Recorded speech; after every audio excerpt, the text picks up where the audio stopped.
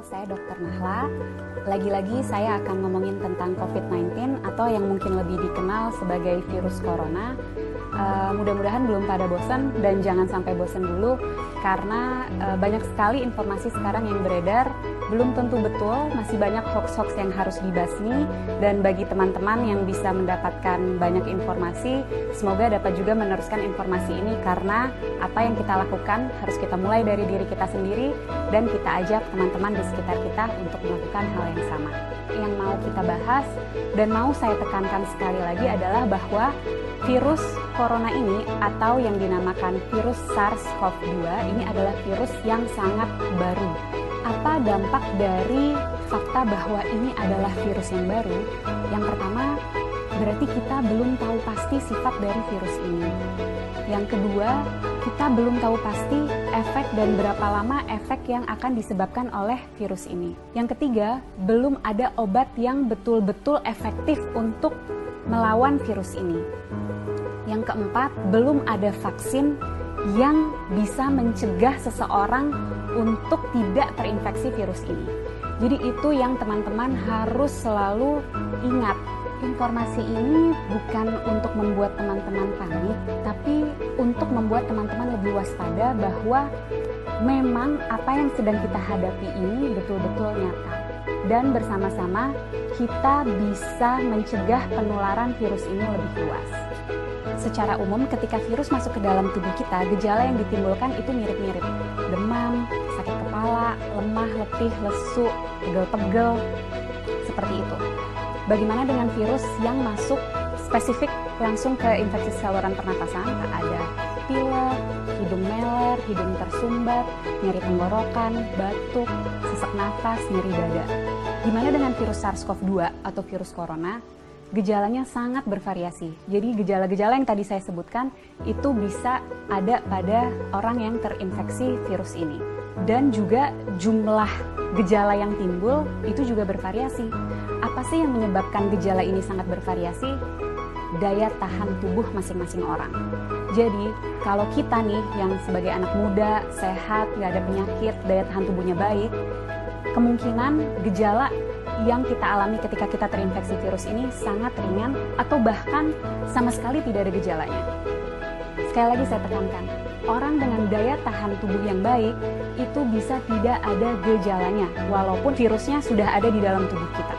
Dan orang dengan daya tahan tubuh yang baik, dia mampu menyembuhkan dirinya sendiri karena pada dasarnya virus itu memang self-limited disease. Jadi daya tahan tubuh kita sendiri bisa membasmi virus itu. Bagaimana dengan orang-orang dengan daya tahan tubuh rendah? Tentunya akan dapat mengalami gejala yang lebih berat. Bisa sampai sesak nafas, bahkan bisa sampai menyebabkan kematian. Siapa saja sih orang-orang yang kita tahu daya tahan tubuhnya rendah? Yang pertama, orang tua yang usianya di atas 60 tahun. Yang kedua, orang-orang dengan penyakit penyerta. Penyakit penyerta itu apa? Jadi penyakit yang biasanya lagi-lagi ada di orang tua, seperti kencing manis, darah tinggi, sakit jantung, sakit ginjal, sakit paru, sakit liver, kanker, dan lain-lain. Nah, orang-orang inilah yang akan sangat menderita ketika dia terinfeksi oleh virus SARS-CoV-2 atau virus corona ini. Untuk kita yang daya tahan tubuhnya baik, ketika kita terinfeksi virus ini, kita bisa hanya dengan meningkatkan daya tahan tubuh kita, terus kita bisa melawan virus ini. Tapi bagaimana dengan orang-orang dengan daya tahan tubuh rendah? Itu yang harus kita pikirkan. Itu yang harus kita cegah supaya mereka tidak tertular virus ini. Jadi, apa yang bisa kita lakukan untuk membantu mereka-mereka yang daya tahan tubuhnya rendah? Dengan cara jaga jarak, hindari keramaian, dan di rumah aja. Kenapa? Karena virus ini yang paling kita takutkan dan sudah kita tahu dari virus ini adalah penyebarannya yang sangat amat cepat dan lebih mudah dan lebih cepat di tempat-tempat keramaian. Tapi lagi-lagi jangan panik. Bukan berarti kalau teman-teman yang masih muda dan sehat ini merasa, oh saya ada gejala-gejala COVID-19 nih, ada demam-demam yang sumeng-sumeng, demam rendah, nyeri tenggorokan, sedikit pilek, sedikit batuk, terus harus langsung ke rumah sakit. Bukan itu maksud saya. Bukan berarti kalau teman-teman ada gejala itu harus segera ke rumah sakit. Apa yang harus kita lakukan? Ketika mengalami gejala itu, lagi-lagi di rumah aja, tingkatin daya tahan tubuh dari rumah. Dengan cara apa? Istirahat yang cukup, tidur malam yang cukup, 7-9 jam, makan makanan bergizi, minum air yang banyak, kalau bisa lakukan olahraga atau aktivitas ringan di rumah. Kenapa untuk kita yang muda dan sehat ketika mengalami gejala-gejala penyakit COVID-19 lebih baik di rumah aja dan nggak perlu ke rumah sakit? Karena kita mau memastikan bahwa rumah sakit itu tetap tersedia untuk mereka yang betul-betul membutuhkan. Orang tua, orang dengan daya tahan tubuh yang rendah, dan orang-orang muda yang mengalami gejala berat seperti sesak napas. Mereka itulah yang harus segera ke rumah sakit. Jadi kita pastikan rumah sakit memang untuk mereka yang membutuhkan. Kalau kita bisa di rumah aja. Bagaimana dengan kita yang tidak ada gejala? Sebaiknya tetap jaga jarak, hindari keramaian, dan di rumah aja. Kenapa? Karena seperti yang tadi sudah sempat saya jelaskan, orang dengan daya tahan tubuh baik bisa jadi tidak menimbulkan gejala apapun. Jadi kalau dari luar dia terlihat sehat, belum tentu tidak ada virus itu di dalam tubuhnya. Dan orang-orang tanpa gejala ini tetap bisa menularkan ke orang lain. Melalui apa? Misalnya, kita lagi ngobrol-ngobrol sambil makan, dia tersedak, batuk, virusnya banyak di situ. Atau lagi di mobil bareng, AC-nya kenceng banget, kedinginan, dia bersin, virusnya ada di situ. Penting untuk kita jaga jarak 1 meter untuk memastikan droplet yang keluar melalui batuk ataupun bersin tidak terkena pada kita.